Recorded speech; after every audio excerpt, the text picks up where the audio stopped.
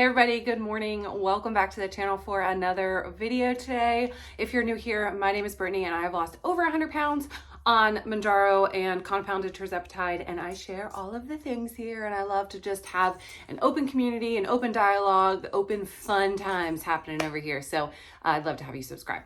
So if you have been following along this week, then you know that I released a video on today's Wednesday, it came out Tuesday, that was a bit heavy. So it shared my story and childhood trauma with obesity and all of that, and it was just a bit heavy. So today I wanted to be a little bit more lighthearted, but at the same time it's kind of piggybacking off of that video. So yeah, I want to open up some conversation today. So this all started because I came across a video.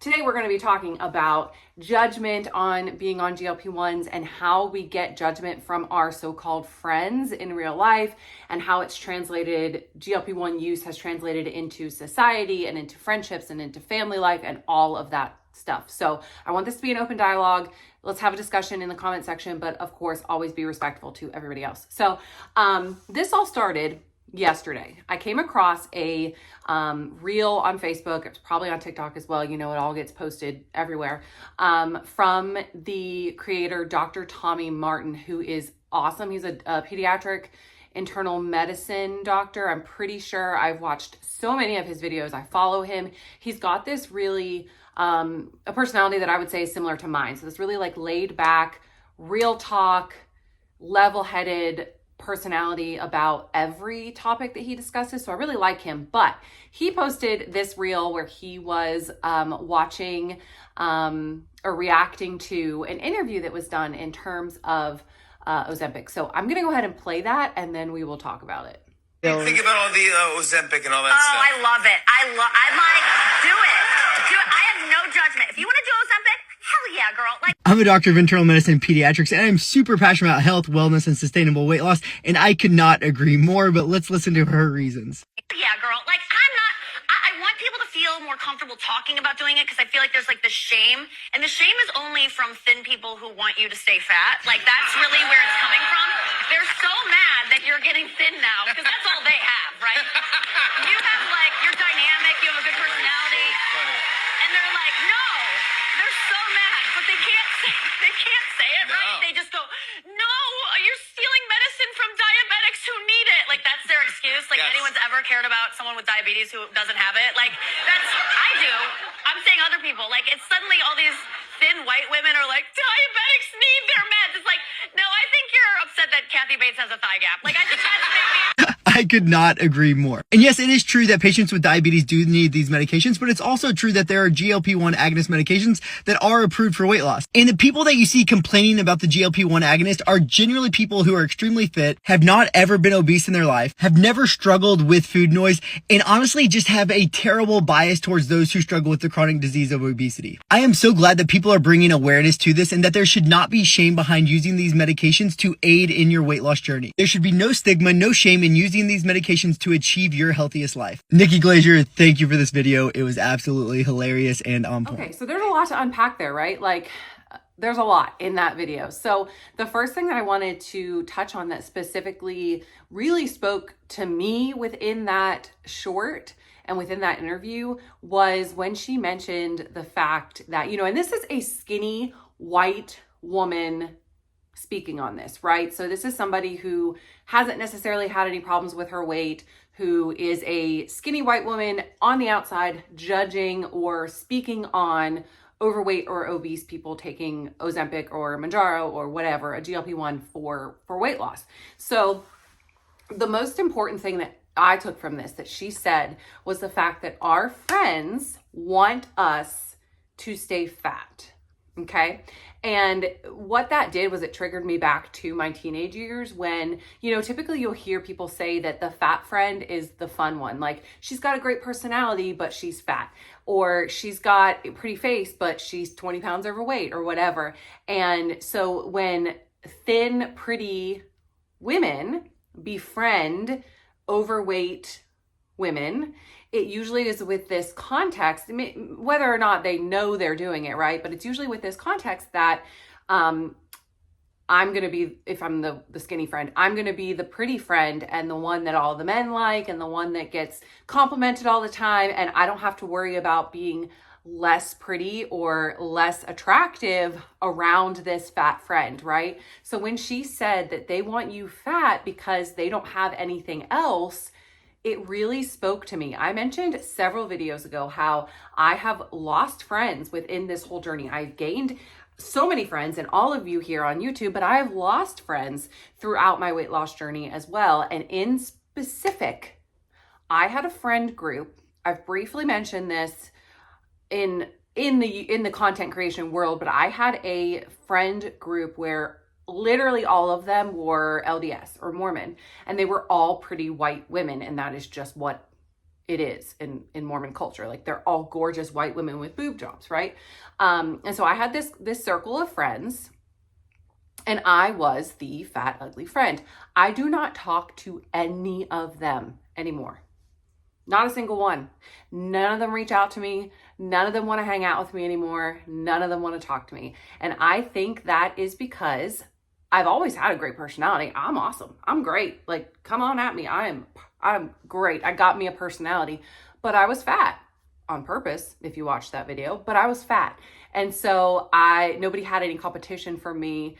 And I could just be the fat friend and they would be the pretty one. Right. So it was so interesting to see a skinny white woman say that in an interview, that your skinny friends want you fat because if you get skinny, then you're going to outshine them. They don't have anything else to offer except their looks, and you do. And so they know that if you take off the social stigma of being obese or of being fat, then you are going to outshine them, and that people are going to like you better than them, and then it's going to be a whole thing for them. And so what we are seeing, so I watched this short, and then I was like, I'm going to do some research on this to see if this is like really a thing that happens. And so I came across so many examples of people on Reddit or in different Facebook groups talking about how their friendships have significantly changed. The majority of these people are women. How their friendships have changed, and not only their friendships, but how people in general treat them since losing weight with a GLP-1. And not only is it that they're losing friends because they're, the social atmosphere within that friend group is changing as you lose weight and become quote unquote more attractive. The social circle is changing. And it's not only that, it's also that they are then pressing their judgment on you for how you lost the weight. It's not necessarily that the thin people really care that much about you using Ozempic or Mounjaro or Zepbound or whatever to lose weight. That's just the tool they're using to bash you. The bigger issue is that they don't want you to lose weight because they want you to be fat so that they can be the pretty friend. And this was just like, boom.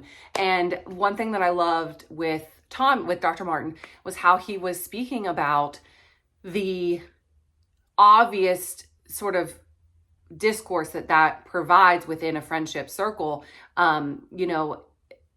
If the pretty friend only has a pretty face, and then the fat friend who has a great personality and a great smile and a great aura about them loses weight, then they're going to be more attractive to everybody else. And I just think it was such a conversation opener to speak about. So I want to know what has happened in your life since you have lost weight. I have been told so many times, it's on here, on my YouTube channel, so many times people have come at me and said, well, you're taking medicine from the diabetics, and the diabetics need this medicine more. And I wish all you people would stop talking about this medicine because, the diabetics need it. But like the interview, the lady pointed out in the interview, and Dr. Martin pointed out after the fact, none of those people cared about the diabetics and their medicine before. It was just this train for everybody to hop on to bash the people using a GLP-1 for weight loss in order to bully them essentially for using it, make them feel like they're taking something from somebody else in an effort to make them stop so that you don't get skinny and you don't become competitive for them. They have built their life around, and I've never been a skinny woman for any length of time in my life, right? But I have been the fat friend for my entire life. And so I've seen how these friendship circles go down. And so these people never had any competition before. And it's not just women, men do it as well, but women vastly more often. And it's definitely a thing that skinny, attractive women will have at least one, maybe two friends in their friendship circle that are overweight or quote unquote not attractive in order to make themselves look better. And it's a subconscious thing. I don't think most women do it on purpose, but it's a subconscious thing that happens. And so when you're in this friendship circle and that person loses a bunch of weight, no matter how they do it, and become more attractive and they have a quote unquote glow up, that person now feels threatened. And that's when they start coming out with all of these like bullying tactics, like, oh, you're stealing from the diabetics and you have to take a shot to lose weight, or they just stop talking to you, which is what happened in my case. I literally just lost that entire group of friends. And as I've gone through my healing journey, being on a GLP-1 and, my healing journey in terms of what I talked about on Tuesday and my past abuse situation, I have learned that group of friends was never my friend. Just looking back on experiences within it when I would be left out, or especially things in regards to going out or having fun or, meeting people or whatever, I would be significantly left out because I didn't fit. Especially, like, I know the Mormon culture is a whole thing, but Mormon culture has a specific like mold almost that women within the culture fit into. And I mean, if you watch The Secret Lives of Mormon Wives, and there's so much stuff that I could talk about from my time spent in that culture, really engrossed in it because they were my whole friend circle for a while. And I guess it could also be that I got skinny and they realized I was never going to be Mormon, but I don't know. So my whole point here is to open up this conversation. What have you experienced, if you're still listening to me ramble at this point, what have you experienced within your weight loss journey in terms to this topic? I get so frustrated when I see people online bullying others that are using a GLP-1 for weight loss, or in real life.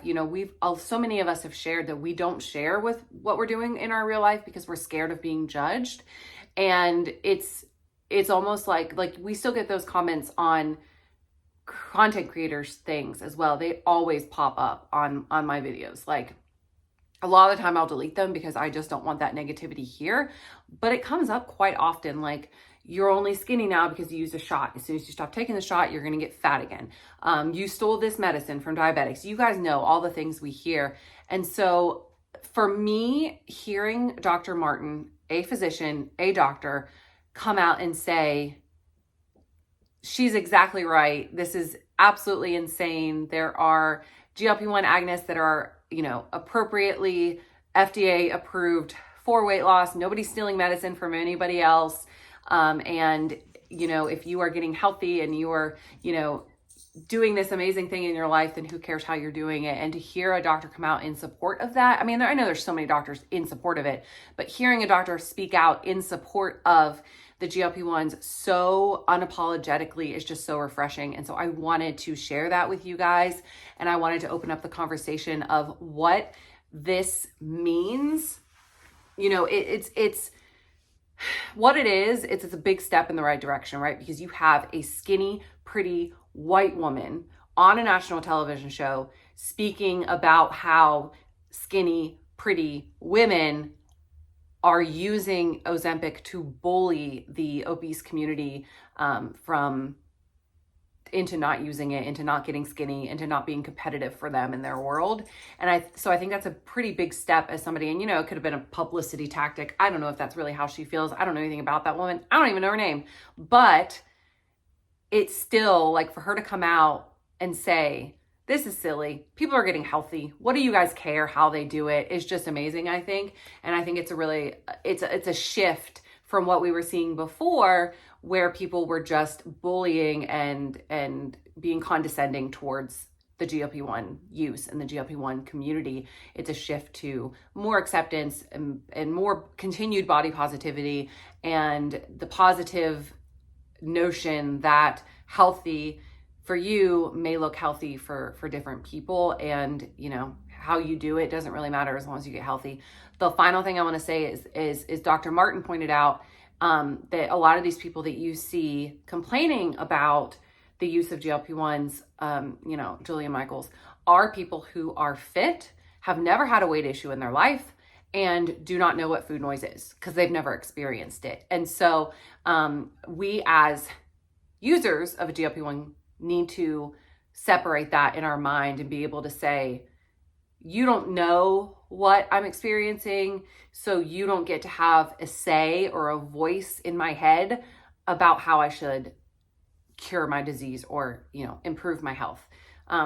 If you don't know what you're talking about, you shouldn't talk about it, right? And so I think that is, again, doctors speaking out, pretty white women speaking out. It's a positive thing for our community and the growth and the overall evolvement of how GLP-1s are thought of in the media and in the news and in social circles and just in life. So let's chat about it in the comment section. I wanted to keep this video a little bit lighter, but I do think it goes off of the context of, like I said, of my first video, because although I spent majority of my teenage years being overweight, sort of on purpose, I also very much so experienced being the fat, unattractive friend. And so I can relate to that so much and that experience so much. And so now I think as a quote unquote skinny, quote unquote more socially acceptably attractive person, I can go out into the world and spread kindness and not be the quote unquote skinny, attractive, that's subjective as well, but skinny, attractive woman who is just not confident in herself and not offering anything else besides her looks, and therefore putting others down, because I don't want to do that. And I don't want you to do that either. So let's chat about it. Thank you guys so much for watching this video. I hope you enjoyed my little chitty chat today, keeping it lighter. I have been working on a video this week for you guys that I think will probably come out next week, but it's all on like super high protein recipe ideas that I found and that I'm trying out. Pretty excited for that one, so stay tuned for that. And until next time, guys. Oh, I did want to say I am not going to have my little chat with Melissa this week. She is in the Dominican and I'm so jealous of her. She and I have gotten to chat back and forth a lot lately, and we send like voice messages over Facebook Messenger to each other like every day, and she's just so amazing. So that conversation's gonna be so great. I know it, but we're waiting till she gets back from vacation. So I hope she's having the best time ever. She might not even see this video because I'm pretty sure today's Thursday when you guys are watching it, and she was going today. So it'll be coming, I'm sure, but I wanted to allow her time to get ready for vacation and not have to worry about setting up a time with me. So that's coming soon. Thank you guys so much for watching today's video, and I will see you in the next one. Bye, guys.